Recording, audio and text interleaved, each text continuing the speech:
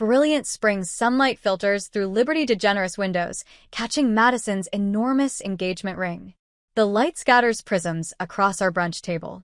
My sister's hand flutters deliberately as she describes her dream Napa Valley wedding venue, each movement calculated to display her 3-carat diamond.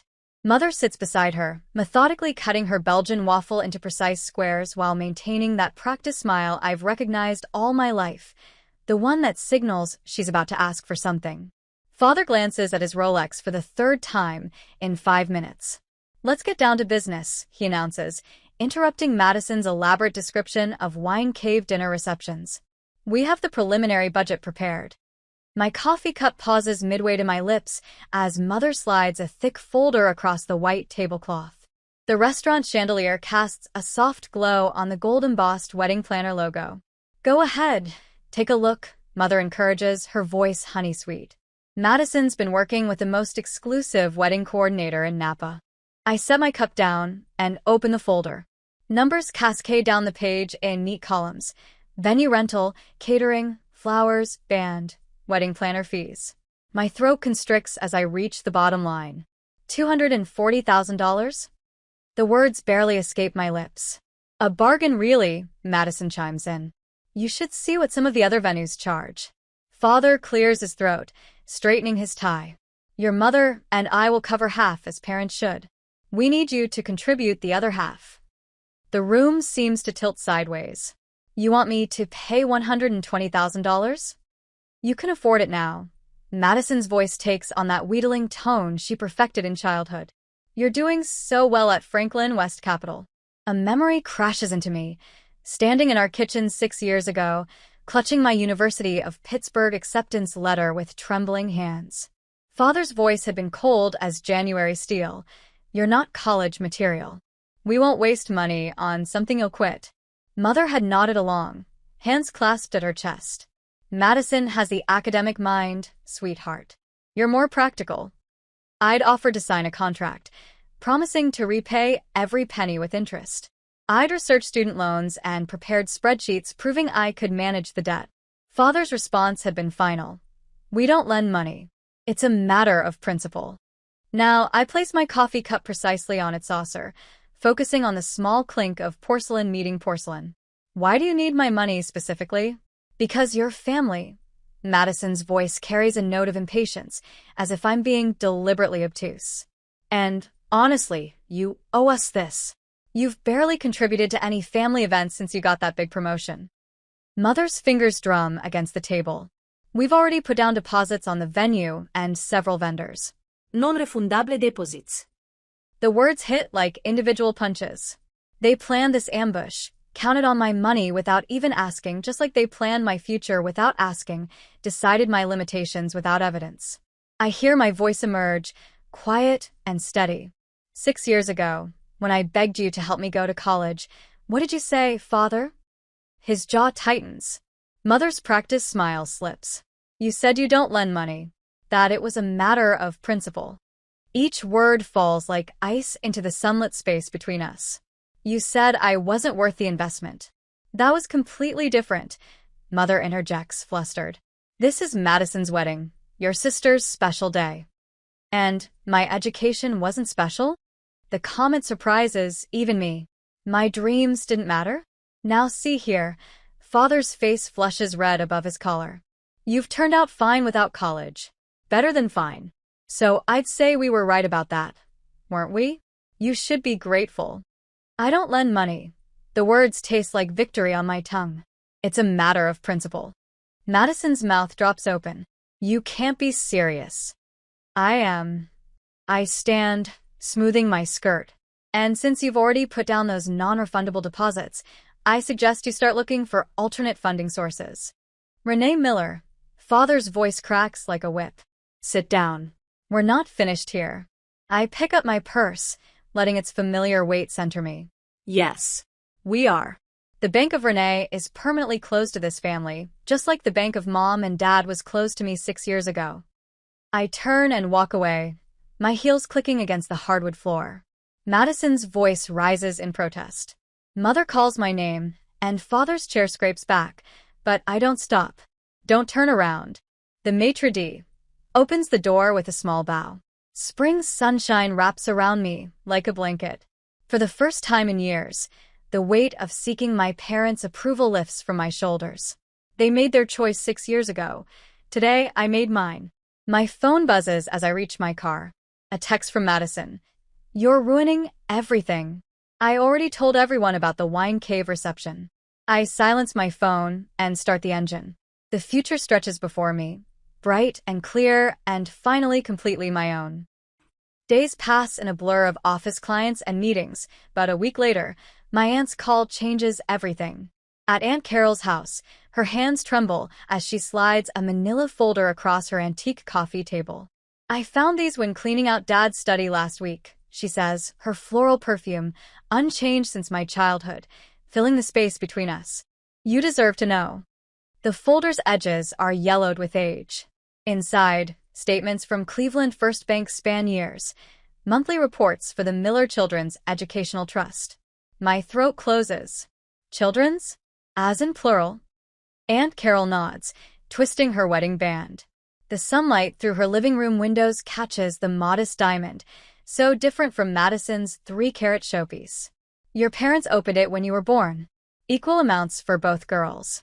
Numbers blur before my eyes. Regular deposits, steady growth. Enough for 2 full college educations. Where did it go? The words scrape past my lips. Madison's NYU tuition. Her apartment in Manhattan. That summer program in Paris. Aunt Carol's voice drops. "They told everyone you chose not to go to college, that you wanted to start working right away." The room spins. Madison knew. All those years of watching me fight for a chance at higher education, she knew about the money that should have been mine. My phone buzzes. Another text from Madison. "You're destroying this family. Mom hasn't stopped crying since brunch." I silence the phone, tucking it away. "Who else knows? Your grandfather figured it out last year. That's why he sold the RV." Aunt Carol pulls out another document, a bank receipt. "He wanted to help you, but your father blocked the transfer. Said it would undermine their parenting decisions." A knock at the front door makes us both jump. Through the window, I spot Grandpa Joe's weathered pickup in the driveway. He enters without waiting for an answer, his presence filling the room as it always has. "Heard about that fancy brunch?" His voice carries the gravel of 50 years of construction work. "Your daddy's always been good at spending other people's money." My laugh comes out hollow. "They want $120,000 for Madison's wedding. After what they pulled with your college fund." He settles into his favorite armchair, the leather creaking. "That girl needs a reality check, not a wine cave reception." My phone lights up. "Mom, this time. We raised you better than this. Your sister deserves her dream wedding." They're spreading their version already. I show them the messages, making me sound ungrateful. Truth's got a way of coming out. Grandpa Joe's eyes, sharp despite his 78 years, fix on mine. Question is, are you ready for the fight? Before I can answer, my work phone chimes. Janet Parker, my mentor at Franklin West Capital. "Got a minute?"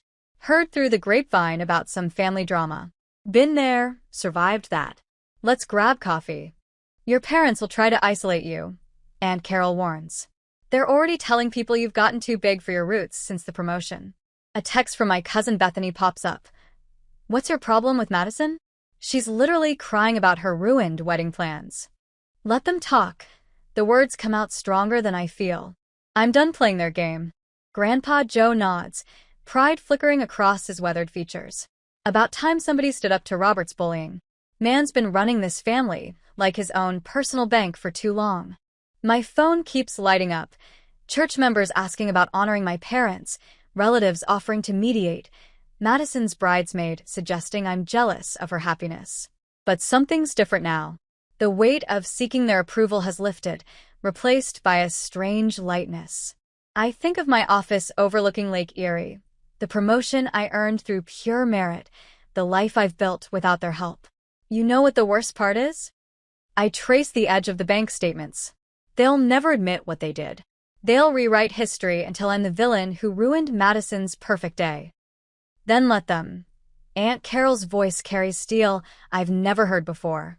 You've got the truth now. And us. Grandpa Joe pulls out his wallet, extracting a faded photo. Remember this? It's me at 17, clutching my robotics team trophy. Dad had refused to attend the competition, said I was wasting time that could be spent learning practical skills. College material. Grandpa Joe taps the photo. Always were. They just couldn't see past their golden child. My phone buzzes again. Madison, you're too good for this family now, aren't you? Guess all that money went to your head. I think of the college fund that should have been half mine, of Madison watching me beg for educational scraps while she enjoyed Manhattan views, of my parents spreading lies about my choices to protect their narrative. The anger rises, clean and sharp, burning away the last traces of doubt. I stand, gathering the documents. Thank you, both of you, for telling me the truth. What will you do? Aunt Carol asks. I smooth my skirt, check my reflection in her mirror. The woman looking back isn't the girl who once begged for crumbs of parental approval. I'm going to let them live with their choices. My voice comes out calm, certain, just like they forced me to live with theirs. Grandpa Joe rises, pulling me into a fierce hug that smells of Old Spice and woodshop. Sunday dinners at my house from now on. Let them have their wedding planning. My phone lights up one final time. A message from Sarah, my best friend since 3rd grade. They're telling everyone you've changed. Yeah, you have. You got stronger. I walk out into the spring sunshine, the folder of proof tucked safely in my bag. Behind me, the door closes on decades of lies.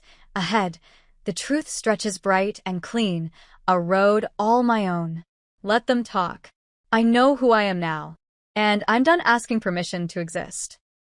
At my office 3 weeks later, a social media notification pops up on my phone screen. Linda Miller shared a post. My thumb hovers over the preview.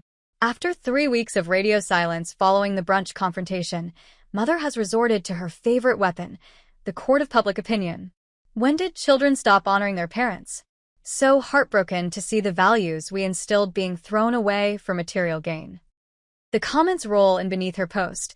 Church ladies offering prayer hands emojis, family friends expressing shock and dismay, Uncle Roger writing a paragraph about ungrateful millennials.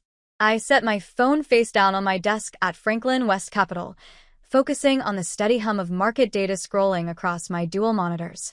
Numbers don't lie. Numbers don't manipulate. Numbers don't post passive-aggressive screeds on Facebook. Renee, Janet Wu, my boss, stands in my office doorway. Got a minute? I follow her into a corner office where Lake Erie stretches slate gray beneath October clouds. Janet gestures for me to sit, then closes the door. Your Miller tech analysis was spot on. That acquisition prediction. She pauses, studying my face. But you look like someone just shorted your whole portfolio. The laugh that escapes sounds hollow, even to my ears. Family drama. Nothing that affects work. Janet leans back. Would this drama involve a certain wedding that half of Cleveland society is buzzing about? Heat crawls up my neck. Madison's been talking. Your sister called our mutual friend Caroline Bishop. Apparently, you're punishing the family by refusing to contribute to her wedding fund. My stomach clenches. Janet, She holds up one manicured hand. You know what I told Caroline? That my own mother refinanced her house 3 times to put my brother through medical school. Meanwhile, I worked as a grocery clerk to put myself through community college. Her dark eyes hold mine. Some families think daughters are investments. Others think we're ATMs. The knot in my chest loosens slightly. How did you handle it? I built my own empire. Janet gestures at her office. Success is the best revenge, especially when they come asking for loans. She picks up her coffee mug. Take tomorrow off. You've earned a mental health day. Back at my desk, another notification blinks. A text from Reverend Phillips. Your parents are very concerned. Perhaps we should meet to discuss honoring thy father and mother. I type back. Thank you for your concern. My relationship with my parents is a private matter. The texts and calls keep coming. Madison's bridesmaids expressing their disappointment, aunts offering to mediate, cousins suggesting I stop being difficult. But their words hold less power now. My apartment may be small, but the view of Lake Erie makes every mortgage payment worth it. My emergency fund could cover 6 months of expenses. My investment portfolio grows steadily. Every paycheck proves father wrong about my capabilities. Friday evening, I arrive at my parents' house. Mother's roses line the front walk, perfectly pruned. Father's Lexus gleams in the driveway beside Madison's Range Rover. My sister's face fills father's iPad screen on the dining room table. She's wearing pearls, her makeup precise, playing the part of the wounded bride. Sit down, Renee. Father's voice carries that familiar note of command, the one that used to make me shrink into myself. I remain standing. We've prepared a presentation. Mother clicks through PowerPoint slides listing everything they've done for me. Private high school, dance lessons, my first car, a used Honda, while Madison got a new BMW. You had advantages many children only dream of, father concludes. Now it's time to show gratitude. Gratitude. The word tastes bitter. Let's talk about what you didn't do. I pull up my own tablet, open a spreadsheet. College tuition for Madison at NYU, $160,000. Monthly allowance during college, $2,000. Down payment on her first condo, $50,000. Total investment in Madison's future, approximately $300,000. Mother's fingers twist in her lap. Father's jaw tightens. Investment in my future, $0. Zero opportunities. Zero belief in my potential. Each word lands like a stone in still water. You never saw me as worth investing in. Now you don't get to demand returns. That's not fair. Madison's voice crackles through the iPad speaker. I needed that support. You're just jealous because I had a plan and you didn't. I had a plan. My voice remains steady. I had a 4.0 GPA. I had scholarship offers. I had early acceptance to University of Pittsburgh's business program. What I didn't have was parents who believed in me. We made the best decision for you, Mother interjects. You weren't ready for. I've already set up college funds for my future children. The words stopped them cold. Because I never want them to feel what I felt, to hear they're not worth investing in, to watch their sibling get everything while they get nothing. Silence fills the room like smoke. And since we're discussing investments, I meet Father's eyes. Grandpa Joe named me executor of his estate last month. He said he wanted someone who understands the value of education managing his legacy. The color drains from Father's face. Mother's coffee cup rattles against its saucer. You're bluffing, Madison snaps. Call him and ask. I gather my things. I have the papers to prove it. Just like I have records of every conversation, every financial decision, every example of favoritism from the past 10 years. My hand rests on the doorknob. So here's my final answer. I don't owe you anything. Not money. Not explanations. Not even this conversation. I walk out of my childhood home for what might be the last time. The evening air carries the scent of Mother's roses, sweet and cloying. But beneath it, I catch the fresh breeze of Lake Erie. Clean. Free. Mine. My phone buzzes. A text from Sarah. Still on for Sunday brunch with the chosen family crew? I smile, typing back. Wouldn't miss it. Sometimes the family you choose matters more than the family you're born into. And sometimes the best revenge isn't confrontation. It's living well, investing in yourself, and proving them wrong with every breath you take. Later that day at home, keyboard clicks echo through my home office as I type the final sentence of my email to the extended family. My finger hovers over the send button while the rising sun paints Lake Erie in shades of amber. 6 years of silence ends with this message to my family. You deserve to know the truth about why I won't fund Madison's wedding.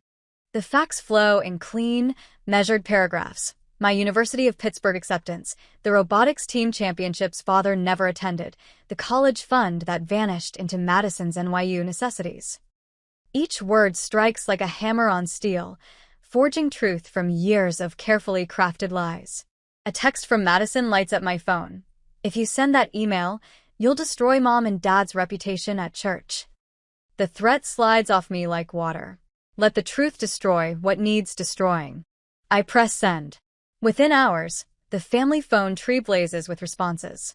Aunt Catherine forwards Dad's rambling, defensive email where he claims I chose manual labor over college. Uncle Robert sends screenshots of Mom's Facebook post about ungrateful children who forget their upbringing. Madison's bridesmaids share her tearful Instagram story about sisters who abandon family in times of need. But they miscalculated. Cousin Jennifer calls first. I found your old robotics competition photos, the ones where you won state finals. Dad said you never had any academic interests. Then Great Aunt Susan. Your mother told me you refused their college money because you wanted to work retail. I had no idea they spent your fund on Madison's apartment. The church gossip mill grinds in unexpected directions. Mrs. Peterson from the prayer chain forwards an email thread where Mom tried rallying support against me, but the responses focus on how a good Christian mother could deny one daughter an education while spoiling another. Madison's wedding vendors start asking uncomfortable questions. The Napa Valley venue requests proof of funds after a credit check. The wedding planner drops subtle hints about scaling back expectations. 3 bridesmaids back out, citing the cost of cross-country flights. My phone buzzes with a number I haven't seen in years. Dr. Williams, my high school physics teacher. I kept your college application essay, she says, without preamble. The one about using robotics to teach STEM to underprivileged kids. I'm sending it to your grandfather. He should see what they prevented you from achieving. The local business journal runs a profile on Franklin West Capital's rising stars. My photo appears above a quote about determination and self-made success. Dad's business associates start asking questions about why his daughter needed student loans when he drives a new Mercedes. Grandpa Joe hosts the family reunion. Madison and her parents decline, citing wedding preparations. Tire-t-il relative à temps? The photo album comes out, and suddenly everyone notices the pattern. Madison's lavish Sweet 16 while I worked 2 jobs, her new car while I took the bus, her spring break trips while I stayed home. Your father always said you weren't interested in college, Grandma says, steel in her voice. Funny how that story changes when the proof comes out. More cracks appear. Madison's friends whisper about her 5-figure wedding dress, while she still has student loan debt. The church finance committee questions Dad's business practices. Mom's prayer group starts meeting without her. My phone chimes again. A text from Madison. The venue canceled. Said something about financial verification failure. This is all your fault. I pour a glass of wine and watch the sunset paint the lake crimson. Let them rage against the truth. I earn my peace, one client account at a time, one promotion after another, while they built their life on lies. A certified letter arrives from Dad's lawyer, demanding a cease and desist spreading malicious falsehoods about family matters. I forward it to my own attorney without opening it. The truth stands on its own evidence. Grandpa Joe sends a group text to the extended family. Family reunion photo albums been digitized. Interesting how some memories look different in hindsight. Anyone want copies? 30 relatives respond. Yes. Madison's final text arrives at midnight. Mom and Dad took out loans in our names for the business. I knew but never told you. Please don't look into it. But I already have. The lake mirrors the stars as I forward the evidence to my lawyer. Sometimes the best revenge isn't a counterattack.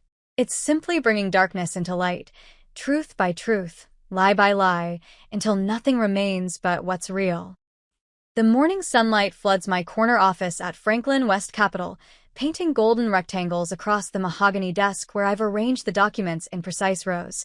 6 years of bank statements, credit reports, loan applications with forged signatures. Each paper represents another brick in the wall of evidence I've built. My phone vibrates. Sarah's text appears. They just passed security. Heading up. I straighten my charcoal pencil skirt and check my reflection in the window. The woman staring back bears little resemblance to the teenager who once begged for college tuition. Her eyes hold steel now, not tears. The elevator chimes through the glass wall. I watch them march down the hallway like an invasion force. Father leads, his Brooks Brothers suit crisp despite the June humidity. Mother follows, clutching her Hermes bag like a shield. Madison trails behind, her Jimmy Choos clicking a staccato rhythm against marble floors. Renee! Father bursts through my office door without knocking. This nonsense ends today. I remain seated, one hand resting on the stack of documents. Please come in. Mother perches on the edge of a visitor's chair while Madison hovers near the window. Father remains standing, towering over my desk. We've prepared legal documents. He slaps a thick folder onto my blotter. You'll sign them today. I open the folder, scan the first page. A promissory note for $120,000 plus damages, plus emotional distress. Do you know how many people I had to uninvite from the wine cave reception? Madison's voice wavers. The deposit alone. You're going to sign. Father jabs his finger at the signature line. You owe us this much for raising you. A knock at my door. Stan Richards enters, his rumpled suit and wire-rimmed glasses, making him look more like a professor than Father's attorney friend. Now see here, young lady. Stan adjusts his glasses. Your parents have documented evidence of verbal contracts. Actually, I pressed the intercom button. Could you join us now? The door opens again. Victoria Chin strides in, her Louboutins and tailored suit radiating corporate law confidence. I'm Victoria Chun, Miss Miller's attorney. I believe you were about to discuss verbal contracts. Father's face flushes. This is a family matter. Then let's discuss family. I open the first folder, like these credit cards opened in my name while I was in high school, or the student loans taken out under Madison's social security number without her knowledge. I meet my sister's wide eyes. Though you knew about those later, didn't you, Madison? She sinks into a chair. They said they'd pay them off before. Before what? Before the identity theft was discovered? Before the statute of limitations expired? Before I had proof of your complicity? Mother's fingers clutch her purse tighter. We were trying to help by committing fraud? Victoria's voice cuts like a blade. Identity theft? White fraud? Tax evasion. Stan tugs at his collar. Now, these allegations aren't allegations. I push forward a USB drive. They're documented facts, including recorded conversations where you admitted to taking out these loans. Did you know Ohio is a one-party consent state for recordings? Father's color drains from his face. Here are your options. I fold my hands on the desk. Drop all demands regarding Madison's wedding. Sign these papers acknowledging the fraudulent loans and agreeing to repay them in full. Or, I let the silence stretch. I press charges. You wouldn't dare, Father's voice cracks. Your own parents. The same parents who said I wasn't college material? Who spent my college fund on Madison's NYU shopping sprees? The calm in my voice surprises even me. Try me. Madison bursts into tears. I never meant. They said it was temporary. Stan. Father turns to his friend. Tell her she can't. Actually, Stan removes his glasses, polishing them with a handkerchief. Given the evidence Miss Miller has gathered, I strongly advise you to accept her terms. Security is waiting outside. I press the intercom again. They'll escort you to the conference room to sign the papers or to the lobby, depending on your choice. Mother stands, her perfect makeup cracking along with her composure. How could you do this to your family? I learned from the best. I open another folder. Remember what you told me about college loans, Father? That you don't lend money as a matter of principle. 2 security guards appear in the doorway. Father's shoulders slump, authority crumbling like a sandcastle at high tide. The conference room, his voice barely carries. We'll sign. Madison stays. I close the folders. She and I need to discuss her student loan payments. They file out, Mother's sniffles echoing down the hall. Madison remains crumpled in her chair, mascara tracing black rivers down her cheeks. Why? Her whisper carries years of golden child entitlement. Why now? I walk to the window, watching the city stretch toward Lake Erie. Because sometimes the only way to heal a wound is to clean it completely. I turn back to her, even when it hurts. The sun catches my reflection again. This time I see both versions of myself, the wounded teenager and the woman who finally set her free. Both of us smiling at last. The evening sun paints my corner office in amber and gold, a daily reward for surviving another 14-hour day at Franklin West Capitol. 6 months after that fateful brunch, my promotion to senior portfolio manager came with a view of Lake Erie that still takes my breath away. I adjust a framed photo on my desk. Grandpa Joe standing proud beside his gleaming RV, the one he secretly sold to help fund my first semester of night classes. The memory of discovering what he'd done still brings tears to my eyes, but tonight those tears sparkle with victory instead of regret. My phone buzzes. Sarah's message lights up the screen. Final head count for Thursday's dinner party? Linda from accounting asked if she could bring her famous apple pie. A smile tugs at my lips as I type back. Tell her yes. My chosen family deserves all the pie they want. The quarterly reports spread across my desk can wait. I gather my things, sliding my laptop into its leather case, a gift from my team after I landed the Peterson account. The elevator descends 42 floors, each number bringing me closer to home. My home. The thought still thrills me. The spring evening wraps around me as I walk the 3 blocks to my building. Cleveland's lights flicker to life, stars emerging in the urban twilight. My heels click against the polished marble of my lobby, and Thomas, the doorman, tips his hat. Evening, Miss Miller. Package came for you. He hands me a thick cream envelope. The return address makes my heart skip. University of Pittsburgh Office of Admissions. Inside, I find a letter confirming my appointment to their business school advisory board and an invitation to speak at next month's graduation ceremony. The irony doesn't escape me. My apartment welcomes me with a soft glow of sunset through floor-to-ceiling windows. I kick off my heels, pad across hardwood floors to the kitchen, and pour a glass of Pinot Noir. The silence feels like a warm blanket. No drama, no manipulation, no walking on eggshells. Another text arrives, this time from my cousin Jennifer. Got your RSVP for my wedding. Can't wait to see you. Grandparents there too. No pressure, but if you want to catch up before then. I smile, typing back. Lunch next week. My treat. The walls of my home office showcase my journey. Series 7 license, graduate certificates from night school, awards from Franklin West. But the centerpiece is a shadow box containing a rusty robotics competition medal from high school, the one achievement my parents never bothered to attend. My laptop chimes with an incoming email. A young analyst at my firm, her message tentative. Miss Miller, could I get your advice?